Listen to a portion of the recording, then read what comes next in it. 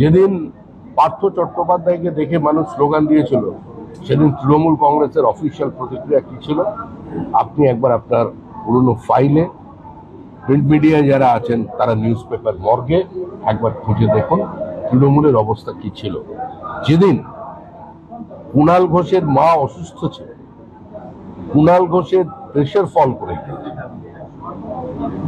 যেদিন কুণাল ঘোষ কার্যত মৃত্যু মুখে পতিত ছিল, সেদিন কুণাল ঘোষের আত্মচিৎকার, তার কাতর আকুতি কিভাবে পুলিশ বাজেয়াপ্ত করেছিল বিকৃত আওয়াজ করে, টেবিল বাজিয়ে, সেটা পশ্চিমবঙ্গের মানুষ দেখেছে। এবং কুণাল ঘোষের অসুস্থতা নিয়ে মুখ্যমন্ত্রীর কি বিবৃতি ছিল সেদিনের মুখ্যমন্ত্রী বিধানসভার মধ্যে, সেটাও বিধানসভার রেকর্ডে আছে। সুতরাং সবটাই মানুষের সামনে হয়েছে, মানুষ আসে। দেখুন, রাজনৈতিক কর্মী, দীর্ঘদিন রাজনীতি করেছেন,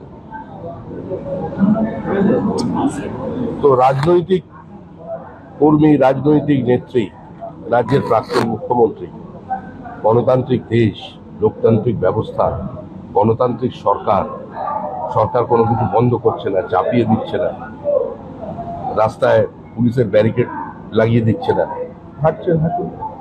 আর উনি তো চিরকাল হাঁটার মধ্যেই ছিলেন, উনি বসে যাবেন কেন, উনি হাঁটুন, ওটা ওনার শরীরের পক্ষে, মনের পক্ষে ভালো। কিন্তু তিনি যখন ক্ষমতায় ছিলেন সেই সময় একাধিক সবথেকে বেশি খুনের ঘটনা ঘটেছিল, সেই সময় প্রতিবাদ তো ওনার মুখে দেখা যায়নি। উনি প্রতিবাদ দেখা যায়নি বলেই তো মানুষ তাকে প্রত্যাখ্যান করেছে। দোর্দণ্ড প্রতাপ সিপিআইএম, লৌহ কঠিন সংগঠন, উপচে পড়া ব্রিগেডের পরেও 2011 সালে মানুষ তার উপরে আস্থা রেখে তাকে ক্ষমতায় নিয়ে এসেছে। কিন্তু মানুষ এর যে বিশ্বাস, সেই বিশ্বাসের সঙ্গে তৃণমূল কংগ্রেস প্রতারণা করেছে। তৃণমূল কংগ্রেস এমন একটা শাসন তৈরি করে দিয়েছিল পশ্চিমবঙ্গে, যেটা ভারতবর্ষের অন্যান্য ঘটনায় নজিরবিহীন। আমরা যেগুলোকে জঙ্গলরাজ বলতাম, সেই বিহার, উত্তরপ্রদেশকে অতীতে যখন বুদ্ধদেব বাবুর কাছে কোনো ঘটনা তুলে দেওয়া হতো, তিনি ড্রয়ার থেকে কাগজ বের করে তুলনা করতেন যে বিহার, উত্তরপ্রদেশের অবস্থা দেখুন আর আমাদের অবস্থা দেখুন। তো আজকে সেই বিহার, উত্তরপ্রদেশের রাজনৈতিক সংস্কৃতি বদলে গেছে, কিন্তু তৃণমূল এখানে বদলাতে দেয়নি। সুতরাং এই ঘটনাগুলো মানুষ দেখেছে। ঔদ্ধত্য, অহংকার, দূষণের কোনো জায়গা গণতান্ত্রিক ব্যবস্থায় নেই। মানুষ তৃণমূলকে প্রত্যাখ্যান করেছে।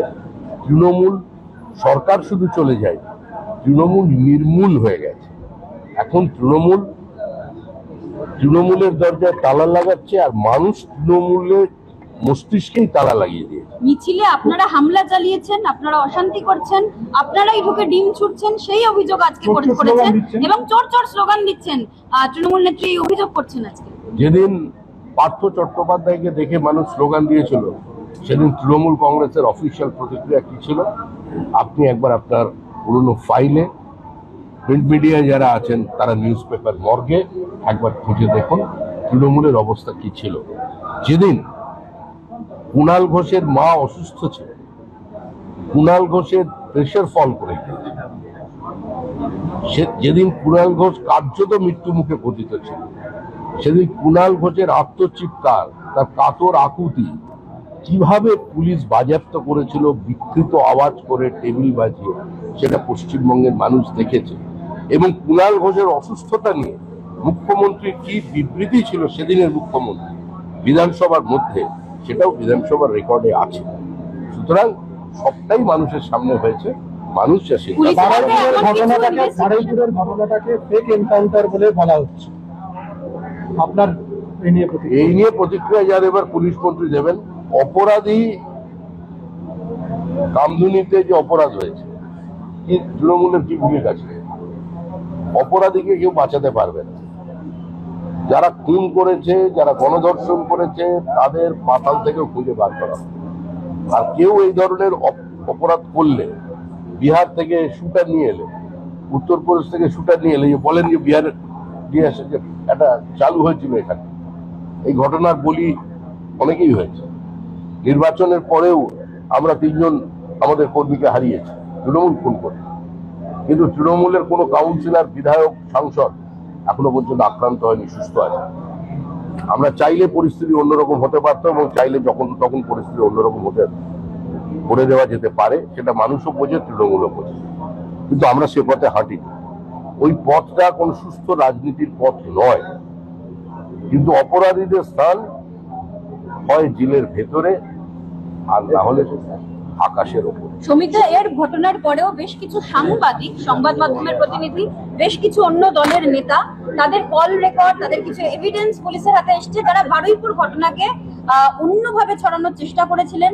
ল অ্যান্ড অর্ডার সিচুয়েশন তার জন্য খারাপ হয়েছিল এবং বেশ কিছু তথ্য প্রমাণাদি রয়েছে যারা উস্কানি দিয়েছিলেন এবং তাতে সরকারি সম্পত্তিও ধ্বংস হয়েছে, নষ্ট এতে হয়েছে। যা কিছু ব্যবস্থা নেবার আমাদের রাজ্যের যিনি স্বরাষ্ট্রমন্ত্রী আছে নেবে, প্রশাসন আছে নেবে।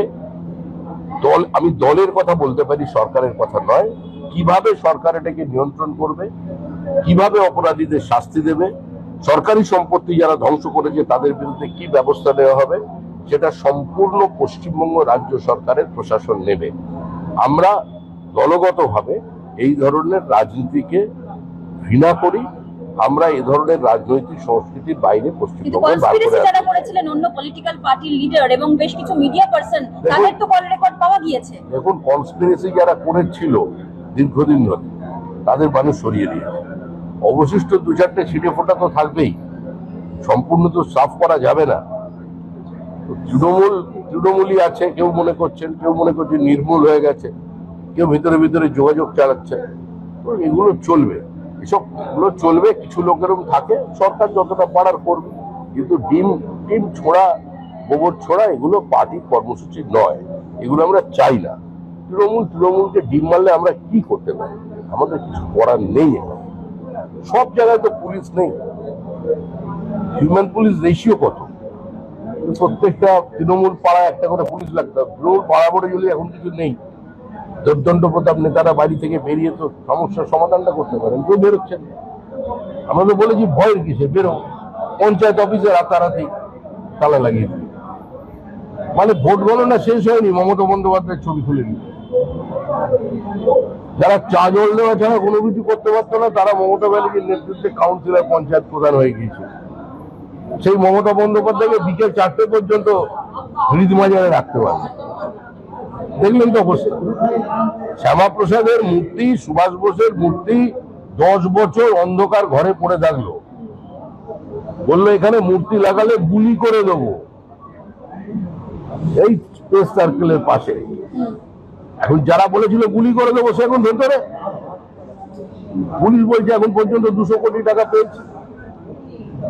এরাই তো সমাজের মাথা ছিল, বড় বড় কাট আউট লাগতো, এদের হাসি মুখের ছবি, এদের জন্মদিনের শুভেচ্ছা। হ্যাঁ? চাইতে তো পারি, চাওয়ার তো কোনো এ নেই। আমিও তো চাই যে আমি আরো 6 ইঞ্চি লম্বা হতে, কিন্তু তাহলে তো হবো। আমি যেরকম আছি সেরকম।